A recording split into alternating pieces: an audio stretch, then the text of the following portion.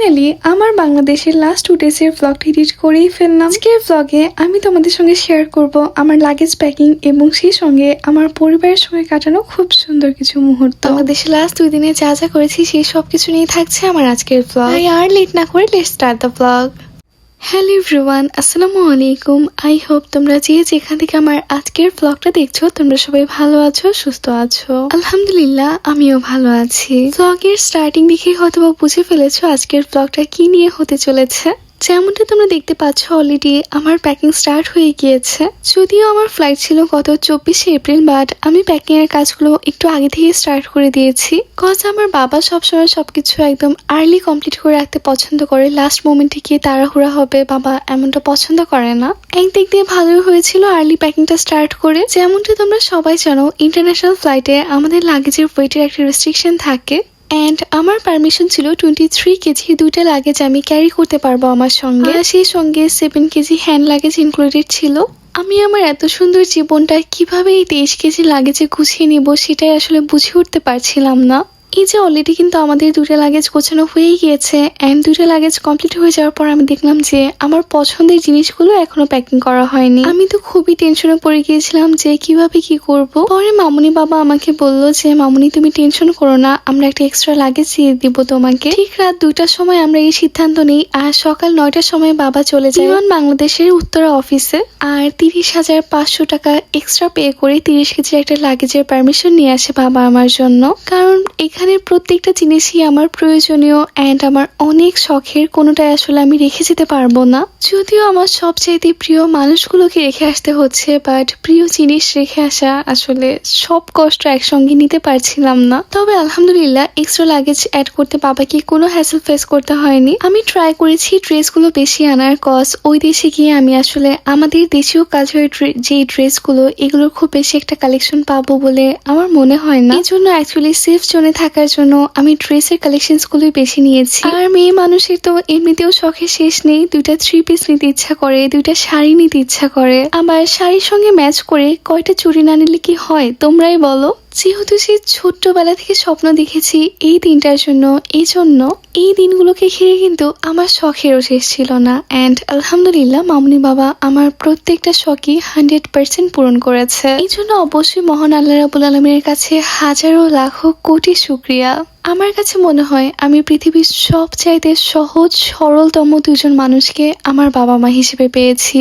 একটা সন্তান যেমন বাবা মায়ের জীবনে ব্লেসিং হয়, তেমনি কিন্তু বাবা মা একজন সন্তানের জীবনে সবচাইতে বড় ব্লেসিং। আলহামদুলিল্লাহ আমি এই দিক দিয়ে অনেক অনেক বেশি ব্লেসড আলহামদুলিল্লাহ। যদিও এখন দূর দেশে বসে মামুনি বাবার জন্য, ফ্যামিলির সবার জন্য অনেক বেশি মন খারাপ হচ্ছে, তবুও না আসলে লাইফের প্রতি কোনো কমপ্লেইন নেই। আল্লাহ রাব্বুল আলামিনের কাছে আমার হাজার লাখো কোটি কোটি শুকরিয়া।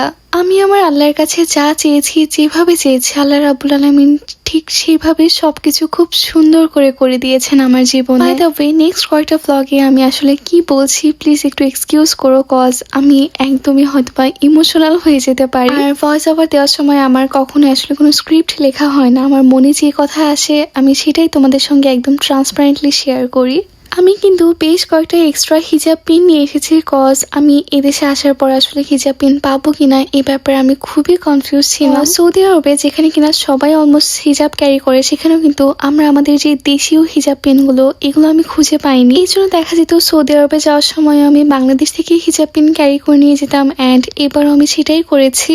আর সঙ্গে করে আমার রিং বক্সটাও নিয়ে যাচ্ছি, আমার খুবই শখের ছোট্টবেলা থেকে জমানো রিং। এইগুলোর মাঝে দেখলাম কয়েকটা রিং নষ্ট হয়ে গিয়েছে, স্টোন পড়ে গিয়েছে, সেগুলোকে ফেলে দিচ্ছি, কজ এমনিতেই আমার লাগেজের ওয়েটের সমস্যা, অ্যান্ড সঙ্গে করে এই নষ্ট রিংগুলো আসলে নিয়ে গেলে কোনো লাভই হবে না। বাই দ্য ওয়ে এখন তোমাদের সঙ্গে যে সুন্দর ওয়াচ 2টা শেয়ার করছি, এগুলো মাম্মা গিফট করেছে আমাকে এবং আমার কাজিন তোরসাকে। যেহেতু সবাইকে রেখে অনেক দূরে চলে যাচ্ছি, সবাই অনেক কিছু গিফট করেছে। মেয়ে জন্মদিনটা শাড়ি কিনে দিয়েছে, মাম্মাই ওয়াচটা গিফট করেছে, তারপরে আর একজন খালামণি ড্রেস কিনে দিয়েছে, আর একজন খালামণি প্রেসার কুকার কিনে দিয়েছে। ইতি আমি খুবই সুন্দর একটা প্যান্ট কিনে দিয়েছে, যেটা কিনা আমি ট্রাভেলিং এর দিন পরবো ইনশাল্লাহ, তোমরা হয়তো বা দেখেছো অলরেডি। আর মামুনি বাবা তো কাউন্টলেস গিফট দিয়েছে এবং সেই সঙ্গে অনেক মানুষ আমাকে গিফট করেছে আলহামদুলিল্লাহ। তবে যেহেতু বেশিরভাগই ক্যাশ ছিল, দ্যাটস ওয়াই আমি আর মেনশন করছি না ইন্ডিভিজুয়ালি। গিফট পেতে ভালো লাগে না এমনটা বলছি না, কজ আই থিঙ্ক পৃথিবীর প্রত্যেকটা মানুষই গিফট পেতে পছন্দ করে। তবে সত্যি বলতে আমি যখন দেখি যে কোনো একজন মানুষ মন থেকে আমার জন্য দোয়া করে দিচ্ছে, আমার ভালো কামনায় এক দুইটা কথা বলছে, আমার কাছে না ওই জিনিসটা অনেক বেশি ভালো লাগে, অ্যাট্রাকটিভ লাগে। আমি আমার অলমোস্ট প্রত্যেকটা ভিডিওতেও বলে থাকি যে প্লিজ তোমরা সবাই মন থেকে দোয়া করো আমার জন্য, কজ আই ডু বিলিভ মানুষের দোয়া পাওয়া অনেক ভাগ্যের ব্যাপার, সবার ভাগ্যে হয় না। একজন অপরিচিত মানুষ যখন কিনা আমার জন্য মন থেকে দোয়া করছে, আমার মনে হয় না যে এই চাইতে বড় অন্য কোনো পাওয়া হতে পারে আমার জন্য।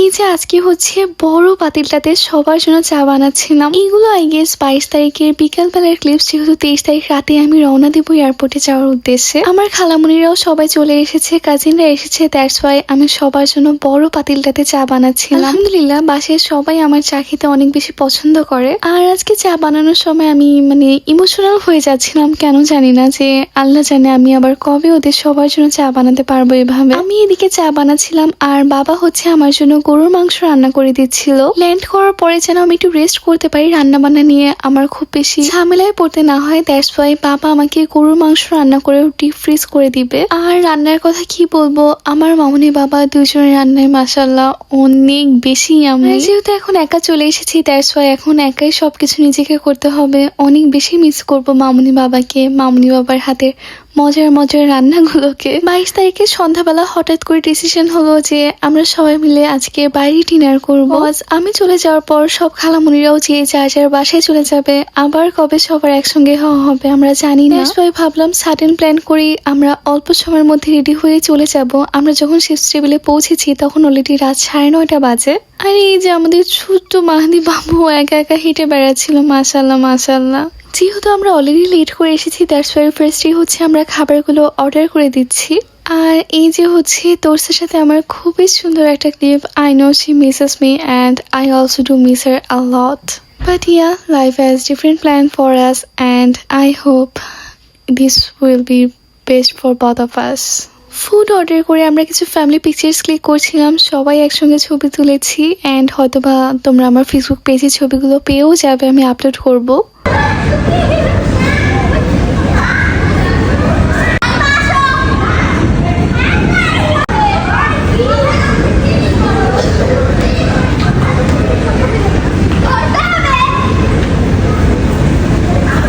এই তো খুব অল্প সময়ের মধ্যে আমাদের খাবারগুলো রেডি হয়ে গিয়েছে। আমরা কাবাব প্ল্যাটার অর্ডার করেছিলাম 2টা, এটা বেস্ট ছিল, অনেক বেশি ইয়ামি ছিল। আমরা হচ্ছে 4 জনের 2টা প্ল্যাটার অর্ডার করেছিলাম, বাট আমাদের কাছে মনে হয়েছে যে 4 জনের তুলনায় রাইসের পরিমাণটা খুবই কম ছিল। বাট হ্যাঁ কাবাবগুলো খুবই মজা ছিল মাশাল্লাহ। অ্যান্ড ক্রিপস থেকে আমরা বাচ্চাদের জন্য চিকেন ফ্রাই অ্যান্ড ফ্রাইড রাইসের প্ল্যাটার অর্ডার করেছিলাম। তো ওদের ফুড আমরা এর আগেও ট্রাই করেছি, বাট আজকে কেন যেন খাবারগুলো তেমন একটা ভালো লাগছিল না। এমনটা হতে পারে কাবাবগুলো আমাদের কাছে অনেক বেশি ভালো লেগেছে, এই জন্য ক্রিপসের খাবারগুলো আজকে তেমন একটা ভালো লাগেনি।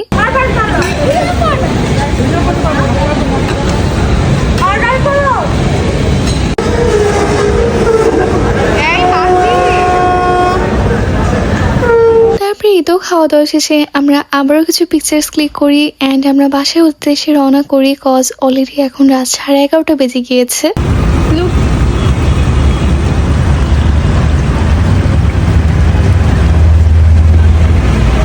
আমরা তো কাজিনরা হাসাহাসি করতে করতে বাসায় পৌঁছে গিয়েছি আলহামদুলিল্লাহ। অ্যান্ড বাসায় যাওয়ার পরে আমি তোরসা, মাইশা এবং সাইদুন 3 জনকে নিয়ে বসে পড়ি যে আমাকে 2 হাত ভরে মেহেদি দিতে হবে, নো ম্যাটার হোয়াট, কত রাত হোক আমি জানি না, আমাকে মেহেদি দিয়ে দিতেই হবে। আমার রেগুলার ভিউয়ার্সরা জেনে থাকবে আমি মেহেদি দিতে কত বেশি পছন্দ করি, কিন্তু দুঃখের বিষয় হচ্ছে আমি নিজে কখনো মেহেদি দিতে পারি না, যদিও আমার আসলে ট্রাই করা হয়নি কখনো। আর আমার কাজিন এক একটা মাশাআল্লাহ নিজেরাই মেহেদি আর্টিস্টের মতো মেহেদি পরে দিতে পারে। আমি তো 2 জনকে 2 হাত দিয়ে আরাম করে বসেছিলাম, সাইদুন এক হাতে মেহেদি লাগিয়ে দিয়েছে অ্যান্ড মাইশা আর এক হাতে মেহেদি লাগিয়ে দিয়েছে।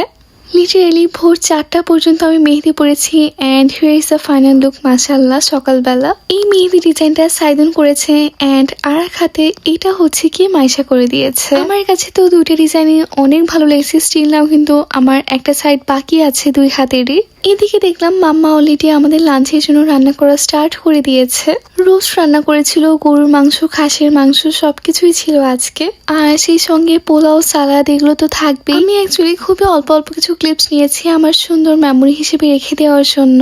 এই তো মামুনি, বাবা, মেজো আম্মু, মেজো মামা, হাসিব মামা, আমার দাদি, আমার নানু সবাই একসঙ্গে বসে খাওয়া দাওয়া করছিল। আমরা কাজিনরা এবং অন্য খালামণিরা আমরাও কিন্তু ছিলাম, বাট আমরা টেবিলে এখন প্রেজেন্ট ছিলাম না। দ্যাটস ওয়াই তোমরা ভিডিওতে দেখতে পাচ্ছ না। এখন যখন ভিডিওটা এডিট করছি খারাপ লাগার চাইতে আসলে ভালো লাগাটাই বেশি কাজ করছে। সবাই একত্রিত হয়েছিলাম, একসঙ্গে খাওয়া দাওয়া করেছি, কত আনন্দ করেছি কয়টা দিন। আসলে পরিবার হচ্ছে এমন একটা জায়গা যেখানে দূরে থাকলে বোঝা যায়, কাছে থাকলে আসলে এটা কখনো রিয়েলাইজ করা যায় না। ঠিক যে মোমেন্টে তুমি তোমার ফ্যামিলি থেকে দূরে চলে যাবে, that's the moment you are gonna realise how much important your family was to you. যদিও ছোটবেলা থেকে আমি খুবই ফ্যামিলি ওরিয়েন্টেড একটা মেয়ে, মানে আমি আমার ফ্যামিলি ছাড়া অন্য কোনো কিছু বুঝি না, কোনো কিছু ভালো লাগে না। ইভেন সামটাইমস আমি আমার ফ্রেন্ডসের সঙ্গে বাইরে যাওয়ার প্ল্যান ক্যান্সেল করতাম সো দ্যাট আমি আমার পরিবারের সঙ্গে একটু ভালো সময় কাটাতে পারি। I know I use to live with my family, but still আমার কাছে মনে হতো ইটস নট এনাফ। মানে এক বেলাও যদি আমি আমার পরিবারের সঙ্গে একসঙ্গে বসে ডাইনিং টেবিলে খাবার না খাই, আমার কাছে সম্পূর্ণ দিনটাই অসম্পূর্ণ বলে মনে হতো। আমি এখন একা রান্না করে একা বসে বসে খাচ্ছি, মানে লাইফ কত চেঞ্জ হয়ে গিয়েছে তাই না? যাই হোক, তোমরা সবাই দোয়া করো আমার ফ্যামিলির জন্য। বিকালবেলা আমার ফ্রেন্ড মিহা এবং সুমাইয়া আপু এসেছিল আমার সঙ্গে মিট করার জন্য। অনেকটা সময় ওদের সঙ্গে গল্প করা হয়েছে। সুমাইয়া আপু আসার সময় আমার জন্য এই সুন্দর কেকটা নিয়ে এসেছে, যেটা কিনা কমপ্লিটলি সারপ্রাইজ ছিল আমার জন্য। Thank you so much Sumaiya আপু ফর দিস কেক। আসলে আপু আমাকে এত বেশি আদর করেছে, মনেই হয় না যে আপুর সাথে আমার মাত্র 1 থেকে 1.5 বছরের পরিচয়। সন্ধ্যাবেলা আমার লাস্ট মিনিট কিছু প্যাকিং ছিল, সেগুলো কমপ্লিট করে ফেলি। অ্যান্ড দেন আব্বু আমাদের সবার জন্য নান রুটি নিয়ে এসেছিল। নান রুটি দিয়ে মাংস দিয়ে সবাই একসঙ্গে আমরা খাওয়া দাওয়া করছিলাম। আর মামুনি হচ্ছে আমার পছন্দের রোস্ট অ্যান্ড পোলাও খাইয়ে দিয়েছে আমাকে। আর এই যে আরো সুন্দর একটা কেক, এটা হচ্ছে কি ইতিআম্মি আমাকে সারপ্রাইজ গিফট করেছে। তারপরে এই তো ফ্যামিলির সবাই মিলে আবারও কিছু ফ্যামিলি পিকচার্স তুললাম, কাজিনদের সঙ্গে ছবি তুললাম। তারপরে কেকগুলো কাট করলাম অ্যান্ড সবাইকে একটু করে কেক খাইয়ে দিচ্ছিলাম। কেক কাটতে কাটতেই রাত 11:30 বেজে যায় অ্যান্ড আমরা এয়ারপোর্টে যাওয়ার উদ্দেশ্যে রওনা করে দিই। যদিও আমার ফ্লাইট রাত 3:40, বাট আমরা একটু আর্লি বের হতে চাচ্ছিলাম যেন এয়ারপোর্টের ফর্মালিটিস গুলো প্রপারলি টাইম নিয়ে করতে পারি। আজকে মনে হচ্ছিল ঘড়ির কাঁটাগুলো যেন দৌড়াচ্ছে, মানে সময় দৌড়ে দৌড়ে শেষ হয়ে যাচ্ছে। ভালো সময়গুলো হয়তো বা খুব তাড়াতাড়ি এভাবে শেষ হয়ে যায় তাই না? এয়ারপোর্টে যাওয়ার উদ্দেশ্যে রওনা করে দিচ্ছি অ্যান্ড আমার আজকের ব্লগটা এখানেই শেষ করছি। তোমাদের সঙ্গে দেখা হচ্ছে নেক্সট ব্লগে।